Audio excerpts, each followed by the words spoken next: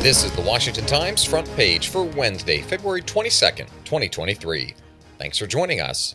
I'm George Gerbo.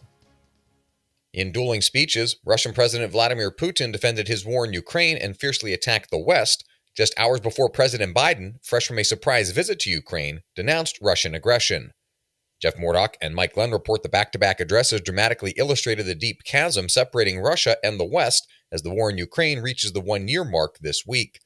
The divide grew deeper when Putin announced in his nationally televised address that he was suspending the last remaining major arms control deal with the United States, with both sides accusing the other of bad faith. In Warsaw, Poland, Biden framed the war as a test of the world's democracies to stand up to autocratic strongmen. He repeatedly blasted the Russian president by name and accused Russia of committing crimes against humanity without shame. Arguably, the most critical forces confronting Putin are much closer to home. Prominent right-wing Russian nationalists, many of them early cheerleaders for the invasion of Ukraine, have become harshly critical of their military's performance, Ben Wolfgang reports. Their influence and public profiles have risen over the past year to a point where they appear poised to shape Russia's future and, if necessary, might have the ammunition needed to push Putin out of power.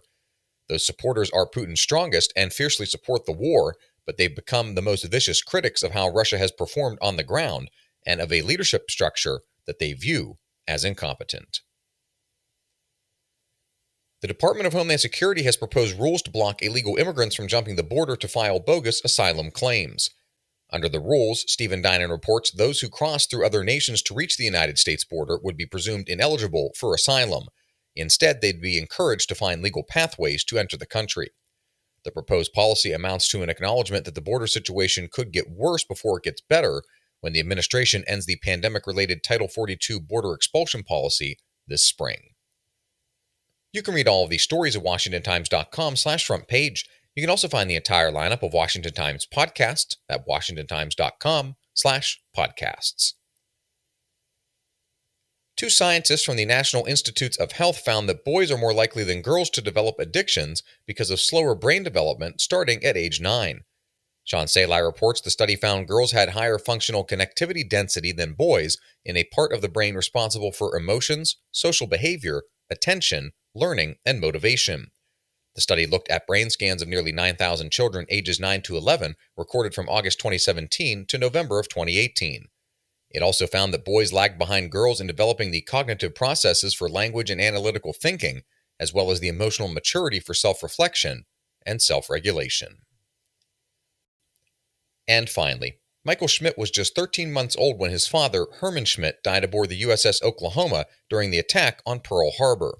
More than 80 years would pass before advances in DNA technology enabled the military to identify the fallen sailor and his remains. Joseph Clark reports he's set to be buried with full military honors on Thursday at Arlington National Cemetery. In January 2021, Schmidt's remains were identified nearly 80 years after his death.